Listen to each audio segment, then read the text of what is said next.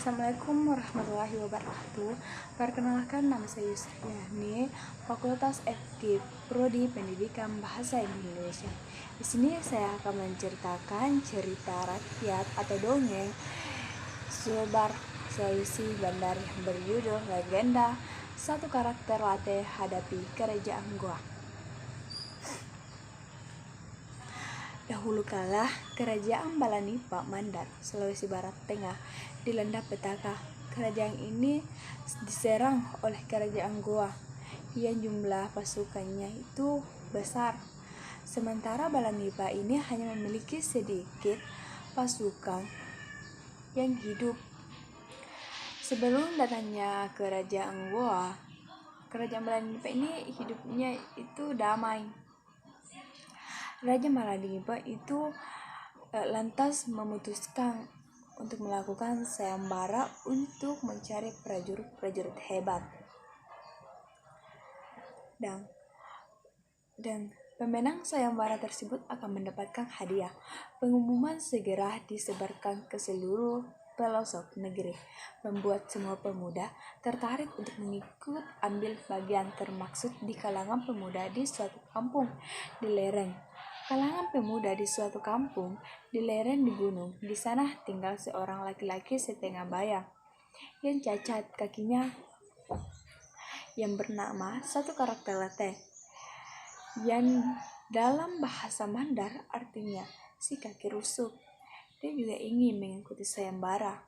Pada mudanya di sekitarnya lantas tertawa mengejeknya karena tidak mungkin lelaki tua yang cacat mengikuti sayembara. Para peserta sayembara adalah pemuda yang jago, atau disebut di Mandar itu Tobarani. Mendengar ejekan tersebut, Satu Karakter Latte diam saja, namun tekadnya sudah bulat. Ia kemudian menyampaikan niatnya untuk ikut sayembara kepada punggawa Kerajaan Balanipa. Sayang, jawaban punggawa juga mengejek dan menyuruh dia pulang ke rumahnya. Satu Karakter Latte pun pasrah dan kembali pulang ke kampungnya dengan rasa kecewa. Sayembara pun digelar. Dipilihlah pemuda-pemuda yang kuat, tangkas, dan gagah berani. Untuk memperkuat pasukan Balanipa, mereka kemudian dilatih dengan berbagai keterampilan pedang dan strategi perang. Setelah mahir berperang, para pemuda lalu berangkatkan ke Teluk Mandar, tepatnya di bala tentara Kerajaan Goa akan mendarat. Bermacam-macam senjata seperti tombak, pedang, dan panah dijadikan bekal untuk berperang. Akhirnya hari peperangan pun tiba. Tampak pasukan Kerajaan Goa yang dipimpin oleh sang raja datang dari laut hendak merapat ke dermaga pelabuhan Mandar. Pasukan Balanipa segera bersiap. Tak tahu tunggu lama, ketika pasukan Kerajaan Goa mulai turun dari kapal, serentak pasukan Balanipa menyerang. Terjadilah pertempuran sengit. Mereka saling serang dengan senjata andalannya.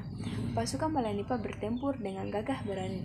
Pasukan Goa juga begitu berhasrat untuk menguasai Kerajaan Balanipa. Sayang, jumlah pasukan yang lebih jauh, yang lebih kuat, yang lebih berlatih membuat Kerajaan Goa menang. Sementara prajurit dari Balanipa mulai kuncar-kancir. Banyak di antaranya yang gugur, hingga pada akhirnya Panglima perang Kerajaan Balanipa memutuskan untuk mundur di Kota Raja, tempat Kerajaan Balanipa. Adapun pasukan Kerajaan Goa memiliki beristirahat sejenak untuk sebelum lagi. Sayang, jumlah pasukan yang lebih banyak, lebih kuat, dan lebih berlatih membuat Kerajaan Goa menang. Sementara prajurit dari Balanipa mulai koncer-kancir. Banyak di antara mereka yang gugur, hingga pada akhirnya Panglima perang Kerajaan Balanipa memutuskan untuk mundur di kota Balanipa, kerajaan, tempat Kerajaan Balanipa. Adapun pasukan lainnya itu memilih untuk beristirahat. Panglima perang Balanipa itu lantas melaporkan kekalahannya kepada sang raja. Ibu Sarang pun tak bisa sembunyi dari Raja Balanipa. Namun, apa hendak dikatakan pasukan yang telah dikumpulkan dalam sayembara? Banyak yang gugur, tak banyak lagi pemuda yang bisa diandalkan untuk berperang. Bagaimana cara untuk mengalahkan pasukan kerajaan Goa kalau begini? Cuma sang raja, namun dia menyerah. Lebih baik dia mati daripada menyerah.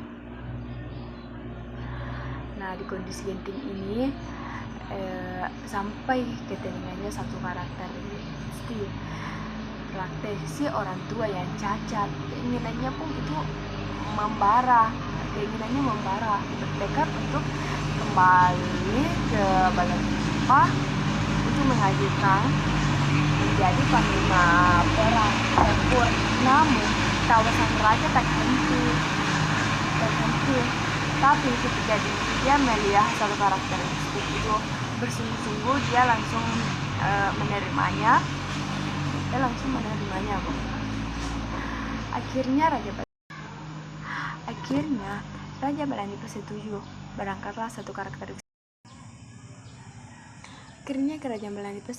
Berangkatlah karakteristik titel komandan berperang. Dia lantas menyelinap ke atas kapal yang ditempati oleh Raja Goa. Di sana pemimpin raja sedang berpesta merayakan kemenangan. Kondisi tersebut membuat mereka lengah sehingga satu